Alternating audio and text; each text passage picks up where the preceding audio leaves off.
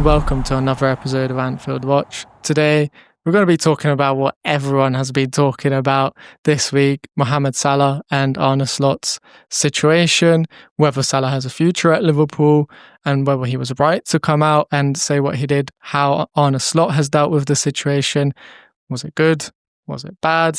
We're going to get down to it and discuss everything. And to do that, I'm delighted to say I'm joined by Zak Anderton, who is a freelance writer and a contributor for Anfield Watch. So, Zak, welcome to the show. Welcome. I'm really happy that you're making your debut at the moment. It's a pleasure to be here. Best time for it as well. Yeah. No pressure. This is probably, I think, the most divisive I have seen Liverpool fans since ever. I don't think this sort of Salah slot or whatever situation you want to call it has divided Liverpool fans so much, especially on social media. I think right now everyone is so sensitive. If you make even a slight criticism towards one person on the other, you're going to get hate. I know that. I've experienced it already. And I think the truth of the matter is, this is not a black and white situation, is it? No, I think the problem is that both of them, like even though Slot's been here for less time, they've both done a lot for the club. Like obviously Salah's still got, like if you were looking at like stuff that's happened with whilst the player's been at the club, Salah's obviously got to come out on top. But the fact that Slot won the Premier League title in his first season with Liverpool, I think that's given him a lot of stand and a lot of ground with fans. But I don't think it's really right for us to choose a side either, because I don't think that either person is wrong, because Slot dropped Salah because he wasn't playing well. But last season, Salah scored contributed to over 50 goals. So I don't think there's a right or wrong answer to whose side you should be on, to be honest.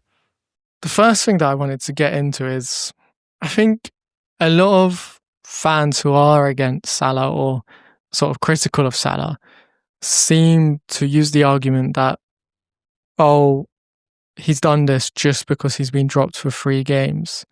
Whereas I think if you're reading the subtext of the situation, if you're sort of listening to what Salah is saying, and I think if you're looking back a few months ago when I think he was dropped against Frankfurt, he removed all his Liverpool stuff from his social media.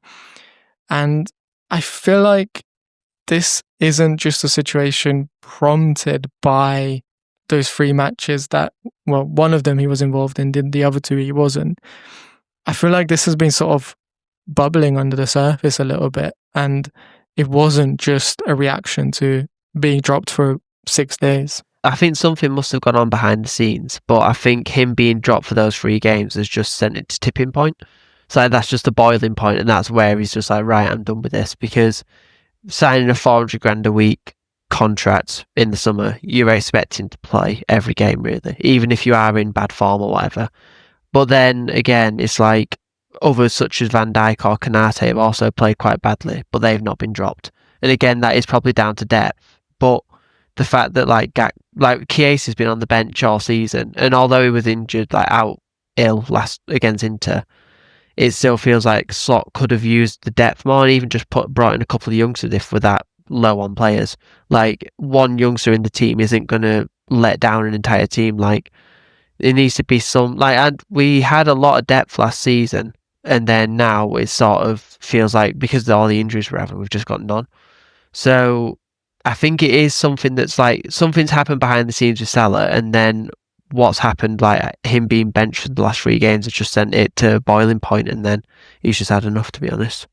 I wanted to sort of follow up your point about the lack of depth, and you're talking about last season, how we did have quite a lot of depth.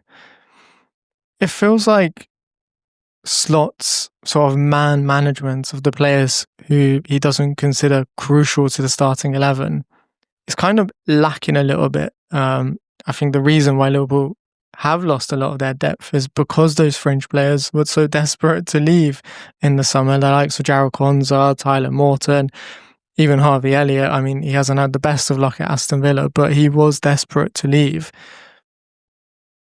I think it was interesting. Quansah was asked about what he thinks of Slot and he kind of just declined to comment this week when he was asked. And I think, saying something is one thing, not saying something also kind of says something about how he is thinking. So that was an interesting tidbit. We're seeing, again, I think, the way Slot responded to Clarence Seedorf's questions on TNT Sports about, Seedorf sort of pressing him like, as the coach, you should be initiating these conversations with Salah, and kind of said, no, that's not how I work.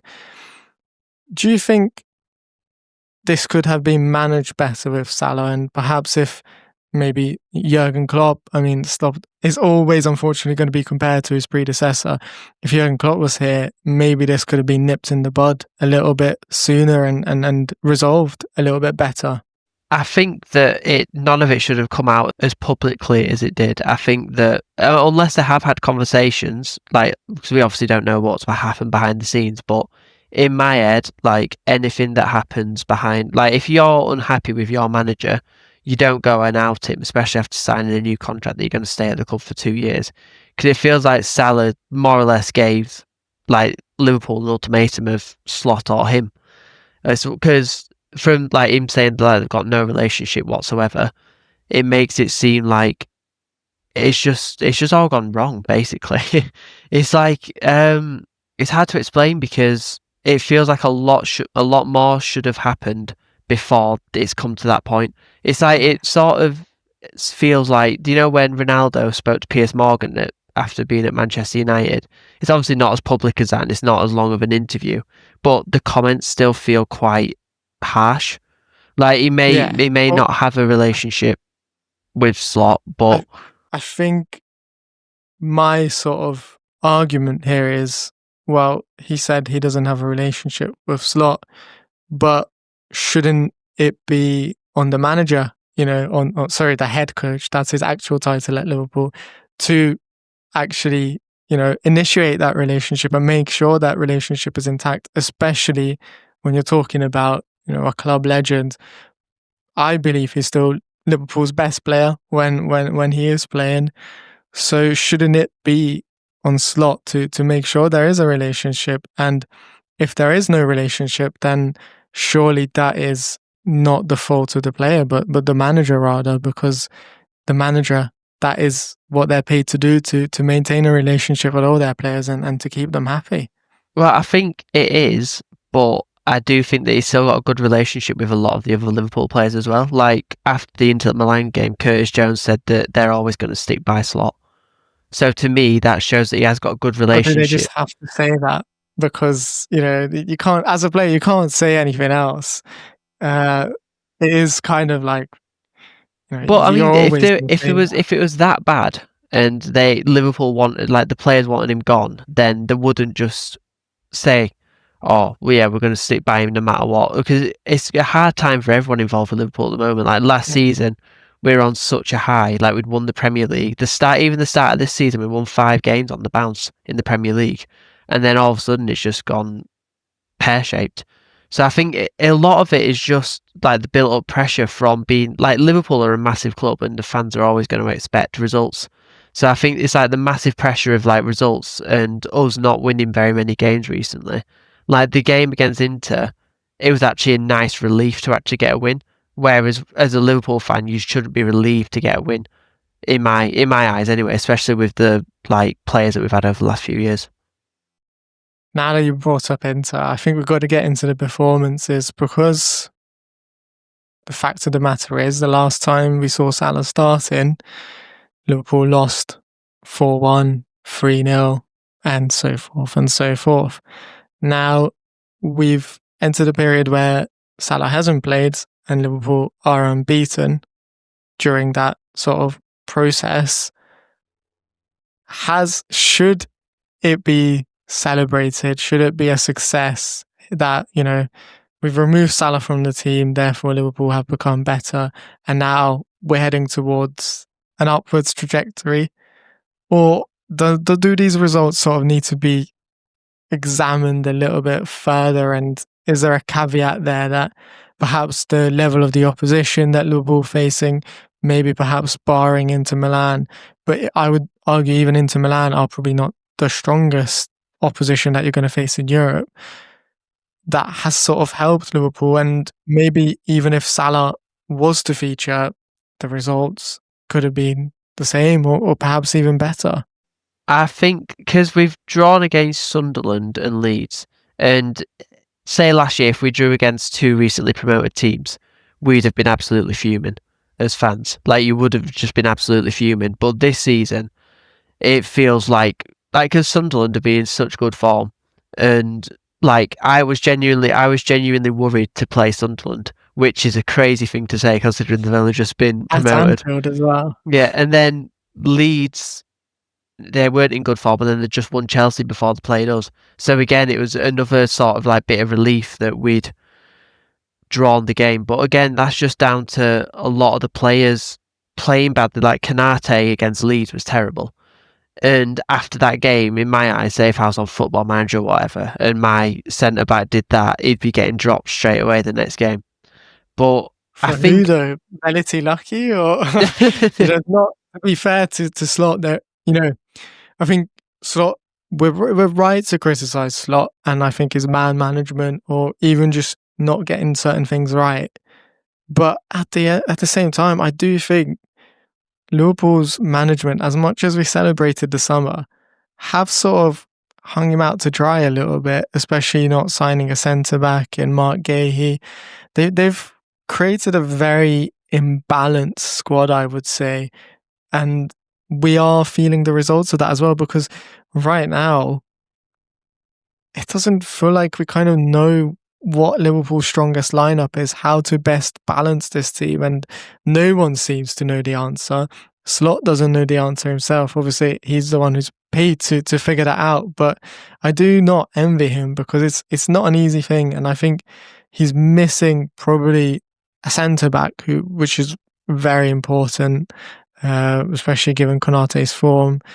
And on top of that, probably the one player that Liverpool haven't really replaced is Luis Diaz and Trent Alexander-Arnold, and the recruitment team didn't seem to want to address that, or their ideas, their solutions to address it just haven't quite worked by, putting in Florian Wirtz as the creative player, Alexander Isak to score the goals. Right now, Liverpool aren't even creating or generating the chances for Isak to score. I think it's a lot of that is down to the injuries we've had though, because I think, and as well, like say, because we signed Kirkhead and Frimpong, neither of them have been right cracking. But again, you can't really blame them because they're wing backs, really. They're wing backs, and we don't play with wing backs. Which is why I think if we'd have signed Gahey, I think we'd have seen us moving into a free back or something like that, because then we'd have Gomez and Leone as well. And Leone's injury hasn't helped matters either. Like, obviously, it's not his fault that like nobody expected him to tear his ACL on his debut, but I think the Slot had a plan in the summer, and then they just left it too late to execute it. Because we, throughout the entirety of summer, Liverpool were linked with Gahey. We were the only team that were linked with Gahey, so it felt like written in the stars that we were going to get him. But then because it was left so late until deadline day, because we were haggling over like 5 million or whatever it was, it feels like Slot's plans for the start of the season to make it his own team just didn't work out as he wanted them to, because I don't see why we'd assigned Kirkhead and Frimpong if the plan wasn't to go to a three at the back, because neither of those two are fullbacks. Like neither was Trent Alexander-Arnold, but then Robertson's much stronger defensively than what Kirkhead is, in my opinion. But it's all just ifs, buts, and maybes. To be honest, it just doesn't. It's nothing's worked out as it should have done. Basically, this season, it feels like it does feel like, we were kind of maybe clouded a little bit by all the star power that was arriving at Liverpool, and it was very exciting in the summer. But maybe just like us fans, the recruitment team also overlooked the potential holes and problems that this team could face, and now we are seeing the results of that. And I think I'd say if this was Jurgen Klopp, he'd just get someone in from the academy, to sort the problems. So You'd probably play Calvin Ramsey as a right back. Well, we didn't have a right back instead of Dominic Szoboszlai, and Calvin Ramsey would probably turn out to be quite all right, just like you proved against Crystal Palace. With the centre back situation, maybe he'd move to a three at the back, and maybe we'd get to see Velity Lucky, who is highly rated in the academy and who has done really well at academy level. He could turn out to be the next Jarrell Kwanzaa or something like that. But Arne Slot, I think my main issue with him is he just uses such a small squad, and he doesn't seem to trust players or be able to develop players in the same way as Jurgen Klopp was. I think if we're looking at his time at Liverpool, you wouldn't I think there's one or two players you could say that have actually developed under him and have gotten better under him. I think Ryan Gravenberch is probably the main example. Maybe Dominic Szoboszlai, but I think Szoboszlai was just a natural progression for him. He's always had that talent, and I don't think that was through coaching or through development. I think it's just more to do with his confidence as he grew more confident in this league. But apart from Gravenberch, you'd struggle to find a player that Stott has developed, whereas with Klopp, even if you just go back to like one season, you could probably name 3 or 4, 5 or 6 players in that season. I think the problem with Slot is that he just trusts his starting 11 too much. Like he puts too much trust and too much. It was the same with Jurgen Klopp at times though. When we had Mane, Salah, and Firmino, they were the front three no matter what. And we didn't sign a left winger in summer because of Rio Ngamoa. Played him loads at the start of the season, and all of a sudden he's just dropped off the face of the earth. It's I think there's just all these minor decisions, these little choices that are being made that are just making it a lot harder for us.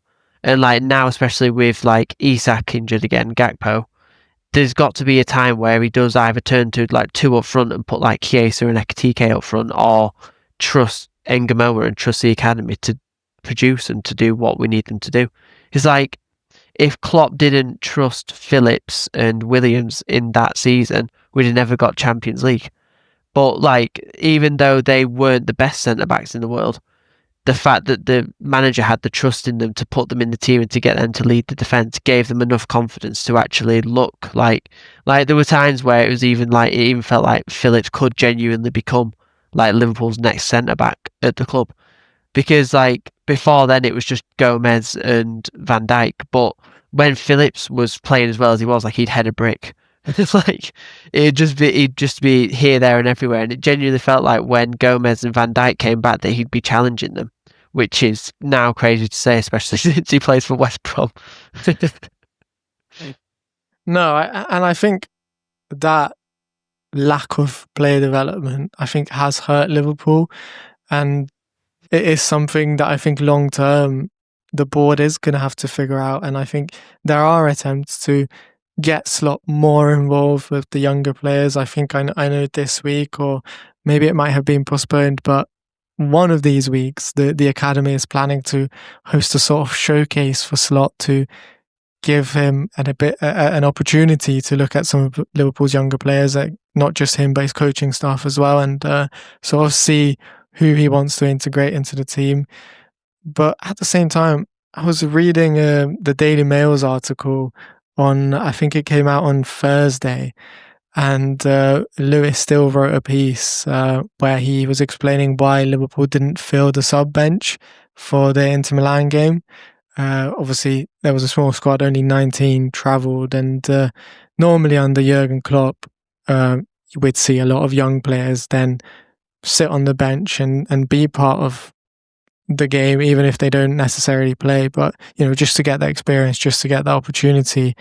I think Lewis Still sort of said one of the reasons behind it could have been because the club didn't want to pay certain bonuses or trigger bonuses that would lead to wage increases. And I think that is if that's the state we're at, where we don't want to give young players an experience because they might earn a few extra quid for a bonus because they sat on the bench, well, we're robbing them of an experience of, being part of the San Siro, being in the matchday squads, seeing how that works. I think even if you're not on the pitch, that gives you a sort of level of confidence, and motivation, I think, as well. Like, wow, like I can actually get to this level and get to this stage. The fact that we're not doing that because of, just a few £1,000 or whatever, I hope it's not true. But if it is true, I think that is worrying, because it seems like we've abandoned everything that made Liverpool great under Jurgen Klopp and everything that made this business model a successful one. Because last season wouldn't have been possible if Liverpool didn't agree. Well, Harvey Elliott, probably we're not going to get the transfer fee for him now, but Jarrell Kwanzaa, Tyler Morton, Ben Doak, all of these players were integrated and promoted into the first team setup by slot for the first time. And if Liverpool didn't get those transfer fees, then I don't think we'd be sitting here saying we signed Alexander Isak and Florian Wirtz in the same window. So I do think long term there are issues for me there with the manager and with the way this is working. Because one of the main things about Liverpool has always been the promotion of academy players into the first team. Like, some of our best players in recent years, like, as much as not many fans like Trent Alexander-Arnold now, but it's hard to hide from the fact that he is genuinely one of the best players to come from our academy in recent times. And like Steven Gerrard and Jamie Carragher, they're all Curtis Jones right now. Curtis Jones even, yeah. But it's like one of the main things that made Liverpool special was the promotion of players. Like, players like Trey Naoni and Ngamoa have all been used this season. And like Kieran Morrison, I think his name was, he played as well. But it's like Naoni and Ngamoa were all initially brought in by Klopp. And because of that experience, I feel like they've developed further than the rest of their academy team. So it's like, if that is the way forward and we're literally not plotting players on the bench to get them used, because even if they're just sat on the bench, it still gets them used to the atmosphere and stuff.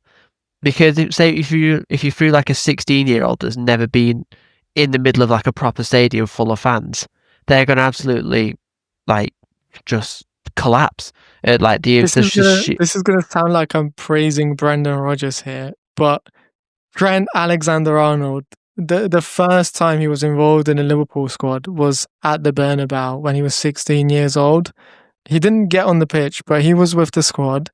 I think he sat on the bench. He might not have sat on the bench, but he was definitely part of the squad. He was there training, doing the pre-match warm-up and everything.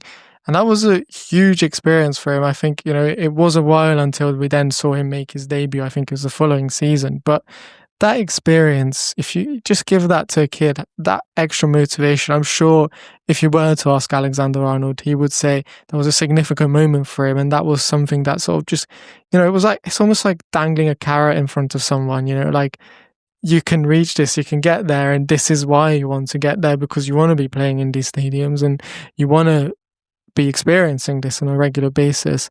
So yeah, for me, as someone who is passionate about, developing young players and promoting them and saying they are good enough to get opportunities, it is a major concern. I think as well, because if Liverpool got loads of really good academy players, if none of those who are a couple of years older have made it to the first team, then what's their motivation to because obviously the end goal is obviously to be a Premier League footballer for most lads at high school or whatever. Their goal would, in England especially, their goal would be to become a Premier League player. But if players that are 2-3 years older than you just get the contract extended and extended and extended, but then never actually make a bit of any sort of impact on the first team, and then end up just going to one of the lower leagues or something, it sort of just puts you off from trying. Because I know that if it was me, if I didn't see other people getting to that level, then it'd sort of give you make you lose motivation, in my opinion, because you just stop working out. I'm never going to make it anyway, so what's the point? Well, I think I've spoken and interviewed a lot of people working academy football and who sort of specialize in that field. And one of the things that you always say is, for young players, they constantly have to be challenged. They can't be too comfortable. And I think if they are not challenged, and if they are just playing, I don't know, 2 years of academy football, like for someone like Trey Neone, who's experienced that first team football, who's shown in pre-season, in 2 pre-seasons now, that he's good enough to play among senior players. I know it's only pre-season, but like he's at least good enough to come off the bench a couple of times, you know, in the Premier League or whatever. He's got that quality. And I think for him, the fact that he's not getting that experience and he's just playing academy football over and over again, it's just going to lead to sort of a stagnation in his development because he's not being tested, he's not being challenged. I think when you watch him in the UEFA Youth League, the first game, he was brilliant. He was dominating the midfield, but ultimately you could see he was just too good for that level. And then he plays another couple of games there, and it almost leads to a sort of apathy in some sense. Like, why am I here? I'm too good for this. And you kind of then resort to the same level as everyone else.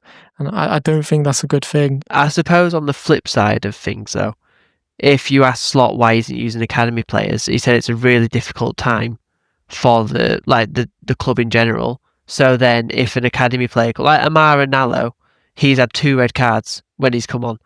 And like, as much as it probably shouldn't have shot his confidence, it probably has because he's had 2 red cards. So like the flip side of the argument would be, is now not the best time for youngsters to come into the team because of how bad things actually are. Like, as much as they could offer something different, it could end up affecting them like negatively. Like, it could end up hurting them more than just giving them the time. I think that is a good argument, and I think that is a reasonable argument. I think, you know, you could flip it, like look at, like you mentioned, Nat Phillips, how he kind of became a cult hero during a difficult time for Liverpool, and why not someone else? Why couldn't they do that? Or even Kwanzaa. Young players are only ever going to get chances during difficult times because you're relying on an injury crisis or something. So it's never a good time to play young players. I would also sort of bring up the fact that, you know, Liverpool had 4 games after they won the league where at the time, I think when it was COVID and Liverpool won their first Premier League title under Jurgen Klopp, he sort of started to integrate young players in during those last few games that Liverpool had by the time the league was already secured. We saw Curtis Jones come into the side. He scored his first Premier League goal for Liverpool during that run. And he gained a lot of experience from playing those games and playing those matches. I think Harvey Elliott played a couple of games, maybe enough to even earn him a Premier League medal. And for me, when Liverpool had won the league, I was expecting the same thing. I was expecting, okay, Angamo is going to get some minutes in the Premier League. Neone might start his first game for Liverpool in the Premier League. And we didn't get any of that. And I think that would have been potentially the time to throw them in because there's little pressure. Anfield or wherever the travelling Liverpool fans are, they're going to be in celebratory moods. Everyone is feeling great. Even if a young player makes a mistake, you're not going to get hung up on it because Liverpool are already champions. It doesn't matter. So that's the kind of environment when you can throw a young player in and they can get experience. And Slot didn't do that. So I think that's definitely something that if he were to remain as Liverpool's head coach, he's gonna have to figure out a way to get better at that. And I think Liverpool have made attempts this summer to help him. They've hired technical individual coaches who are focusing on player development and that side of the game. They've hired an under-21 coach with a lot of senior football experience in Rob Page, who is also very experienced at integrating young players into a national team setup, not a club team setup, but it's not necessarily, that far apart from trying to get them into Liverpool. So I think Liverpool have made every attempt to make sure Slot gets that right. We're not necessarily seeing whether he's open to the idea, but I think it could weirdly be a make or break situation for him, even if perhaps Liverpool, end up getting the top four this season and results somewhat turn around. I think if we're not seeing that side of the game, that his player development and integrating those players into the first team setup, I don't think he can be a Liverpool head coach long term, because Richard Hughes and all the recruitment staff, Michael Edwards, will realise that how important it is for Liverpool to be able to generate income from your Jordan Ives, your Ben Dokes, and so forth. So yeah, it's a really interesting one. But I wanted to get back to Mo Salah because he's the one we're talking about. At the time we're talking, we don't quite know whether he's going to feature against Brighton. But what we do know is that after Brighton, he's going to be gone potentially for around a month. And he'll only be back in January with the African Cup of Nations taking place. This is a really difficult question to answer, but do you think there is a world in which in January Liverpool could sell Mo Salah? I personally think it all depends on what happens while Salah's away. So if we try a new system, say with two strikers up front, because hopefully Isak's injury isn't too long term, but we can see Isak and Ekitike up front. I think if Frimpong comes back, that's his right midfielder sorted. So if we go to like a two up front formation and we end up actually playing some decent football, then I think that the potential of selling Salah could become like real. But since I think everyone expects him to leave at the end of this next contract anyway, so he can still get his like a massive payday from Saudi Arabia. And personally, because of how well Salah can finish or whatever, like how well he can finish, how good he is at actually getting into position and creating goals, I still think he could play as like a striker anyway. But because Isak and Ekitike won't want to be like benched, like if you're being honest, like if Ekitike knew that he'd be on the bench, then I don't think he would have joined Liverpool. Because I think that initially, like I said earlier, I think that the plan was to go to three at the back and have two up front.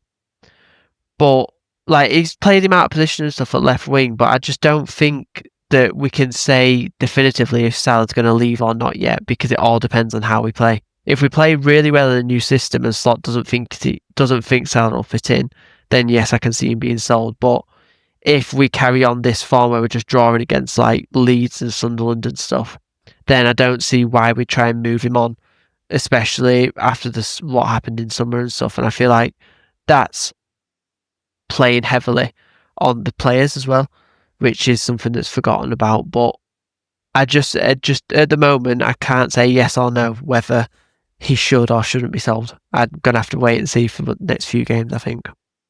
I'm gonna push you a little bit. What if, let's say, Saudi Arabia come in with an 80 million offer in January? Would you accept? I think it'd have to be a little bit more, I reckon, because how much more? I think if they offer 100 million quid, I think Liverpool should take it, because they were offering him before he, like, not last year obviously, but the year before, I think they was offering like 200 million for him, and we said no, something like that. And he's literally coming off the back of his best ever season, and he might not have been in the best form at the moment, but if Saudi Arabia really want him, I think 100 million is where you have to say, right, because then you could sign like Rodrigo or something from Real Madrid, because he was on, I think he was around like around 75 million pounds for him or something, and he's like 7 or 8 years younger than Salah, and mate, he's not just as good yet, but if he has a couple of years more development, by like 26, 27, he could become just as good and he's cost cheaper. But at the end of the day, I'm not gonna say yes or no, but 100 million quid, I think you'd have to say yes. I think for me, even for 100 million, I'd keep Salah, just because I think he's so important. I think he deserves this season. He deserves to go out as a hero, as a club legend. And if the Saudis are offering 100 million in January, they'll be offering 100 million come the summer as well. So if I were Liverpool, and I really hope the outcome of this will be that Salah will at least spend this season with the club. He'll come back into the side, and whether it's this new formation, this 4-4-2, I think there's a place for him in the team there. Actually, there's probably a better way to platform him than the way we have been platforming him so far this season. He'll probably get more touches in the box, more touches in those areas where he's best at, and ultimately for me, I just don't want to see a world where Liverpool let Mo Salah go in January, and it will feel so brutal and harsh if that is the outcome, because he's given so much to this club, and for me, his comments, the subtext, and like everything behind it, it just feels like, this is speculation obviously, but it just feels like Hughes and Edwards have kind of manufactured this. They got him to agree that new contract so that they could sell him on for a profit, and maybe in their minds they were thinking, we'll get rid of him next summer. But it feels like they kind of just brought up those plans and decided, right, Liverpool need to move away from Salah. We've got Isak, we've got Ekitike. Isak is not really... Liverpool haven't found the best way to platform him. Florian Wirtz the same. They haven't really figured out a way to get the best out of Wirtz, but long term, Hughes and Edwards really probably thought this is a transitional season, so Liverpool are going to benefit more from building on Wirtz and Isak and looking into the long term, rather than still trying to figure out the best way for Salah, when their plan is to probably get rid of Salah in the summer anyway. So why not bring that forward to January and get rid of him now? But I think, they are cold businessmen, and that's probably how they work. But the fan inside of me, that would be heartbreaking, I think, to see Salah leave in this way. Should he have come out and done that speech? I don't think so. But, I think he had it. If that is the plan, and if he got word somewhere that this is what Liverpool are going to do, then I think he's absolutely entitled to sort of stand up for himself and defend himself, because I do think to treat him like that and to get rid of him, that is pretty nasty work, and it's not really the Liverpool that I know and love. But unfortunately, I think we've seen that a couple of times with club legends being forced out the door, particularly through Saudi Arabia as well.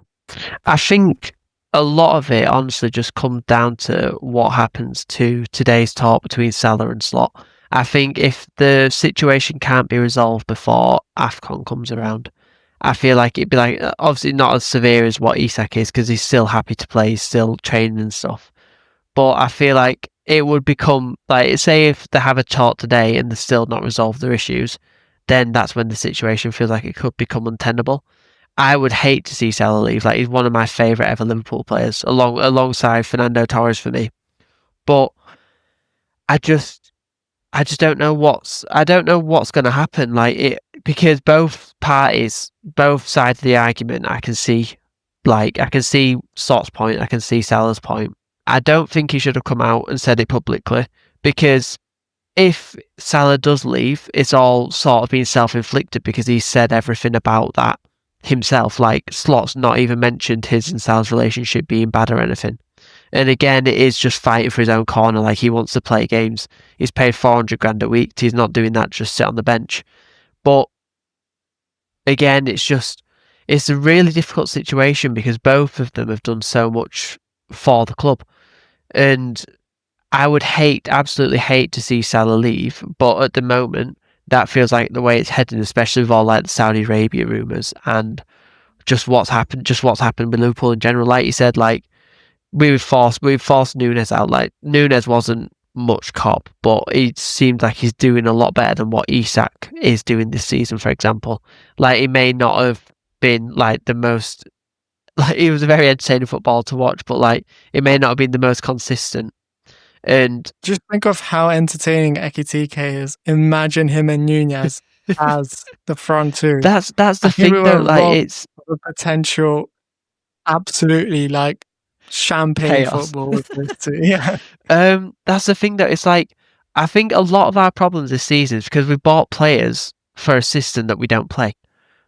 Like, if we'd have signed Mark Gahey on deadline day, we'd have had a completely different season so far. I think it's just because Slot's got his set 11 that he likes to play. We haven't got enough depth at centre back, even though he says that Gravenberch, Robertson, Endo can all play centre back. He's still choosing to use Kanate and Van Dijk, even though both of them have been rubbish. And like we've got Bradley's back from injury now, so like that could mean Gomez could move into the middle or something like that. I think just experiments need to be done without Salah there, and then we can weigh up whether or not it's worth keeping Salah around. Like obviously, I would like Salah is Liverpool. Like he was Liverpool last season. He's the reason why I won the Premier League last season. But with him bringing all this this entire situation out and like basically having a massive outburst, and it's probably like you've said, it's not just for those 3 games. There is definitely something that's gone on.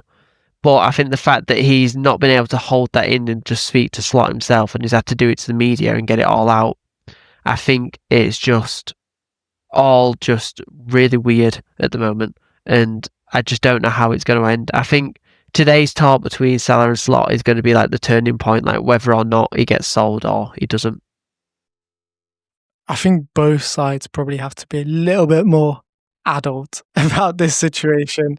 That's how it feels like anyway. It feels from both sides, it feels a bit personal, the way Slot has spoken. It doesn't feel like he's been respectful to Salah, but at the same time, some of the things, the way he answers certain questions, it feels like he's almost reticent or reluctant to sort of find common ground with Salah because how upset he is at Salah's comments, who I think weren't necessarily just directed at Slot, by the way. I think especially the comment about someone doesn't want me at the club, I don't think that was necessarily just about Slot.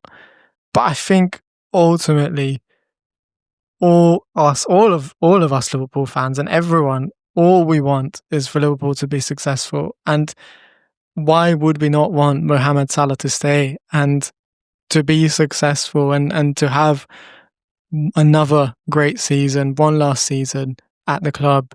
I think everyone wants that. I think everyone wants to say goodbye to him. If that is the Brighton game, so be it. Everyone wants him to play in that match and to be involved in that match.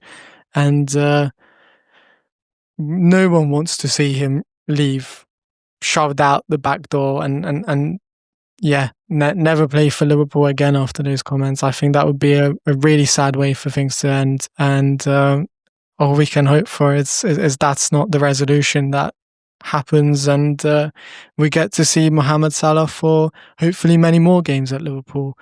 But today, that about probably wraps up our conversation. I think that was a sensational debut. It was Hugo Ekitike-esque debut, I would say, from you, Zach. So thank you for having us. And if people want to keep up to date with your work, where can they find you? At Z_Anderton on Twitter, and then it'll hopefully be on Anfield Watch for the future.